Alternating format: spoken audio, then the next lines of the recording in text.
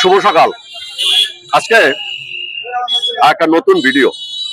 আসলে আমরা চাই যে যারা ওই গাড়ি চালায় মোটরসাইকেল বা অন্যান্য যান, private car, pickup, micro, তারা মনে করে যে রাস্তার যে ট্রাফিক যে কর্মকর্তারা থাকে তারা শুধু ওই গাড়ি ধরার জন্য আর মামলা দেওয়ার জন্য।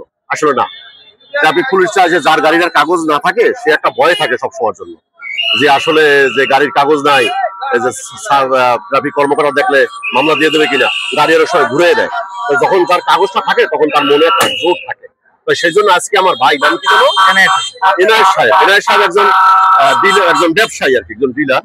তো ওনার গাড়িটা ধরছি, উনি 6 মাস গাড়ি কিনছে, কাগজ করে নেই এখনো। ওনার গাড়ির মামলা হয় 10,000 টাকা রেজিস্ট্রেশনের। তা উনি বললো, যদি আপনি তো বিভিন্ন ভাবে মানবিক কাজ করেন, আমি আপনার ভিডিও গুলো দেখি, তা আমাকে কি একটু সুযোগ দেওয়া যায় না? তাই বললাম, কি সুযোগ? তা আমাকে যদি একটু 30 মিনিট সময় দেন, তাহলে আমি গাড়ির কাগজটা করে আনি, তাহলে আমার মামলাটা দিয়ে না, আমার একই কাজে যেটা জরিমানা হবে এটা দিয়ে আমার কাগজ হয়ে যায়। আমি বললাম, তাহলে কি আপনি খুশি?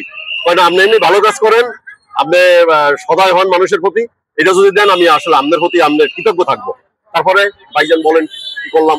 তারপরে আপনি আমাকে সুযোগ দিয়েছেন, সুযোগ দেওয়ার পরে আমি ব্যাংকে গেলাম, যে টাকা জমা দিয়ে এখন কাগজ নিয়ে আসছি, কাগজ আপনার কাছে দিচ্ছি।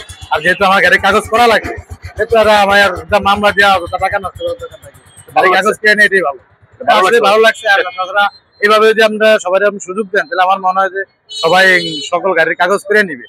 মামলা না দিয়ে যে একটা সুযোগ দিয়েছেন যে আপনাকে একদিন সময় দিয়েছি বা 2 ঘন্টা সময় দিয়েছি, টাকা জমা দিয়ে আসেন, তাহলে সবাই মনে হয় গাড়ি কাগজটা আসলে ভাইজান, আমি তো আর ওই যে 2 দিন 3 দিন একটা গাড়ি রাখতে পারবো না, হয়তো 2 ঘন্টা 1 ঘন্টার অফিস আওয়ারের ভিতরে তো বেশি সময় লাগে না, 1 ঘন্টা লাগে, 2 ঘন্টা সময় নেব আমরা সম্ভব, এর ভিতরে আসলে সম্ভব, এই সময়টা দিলো না।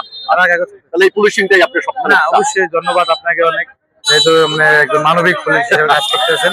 ঠিক আছে, ধন্যবাদ। ঠিক আছে, চল যাও, গাড়িটা ছেড়ে দাও।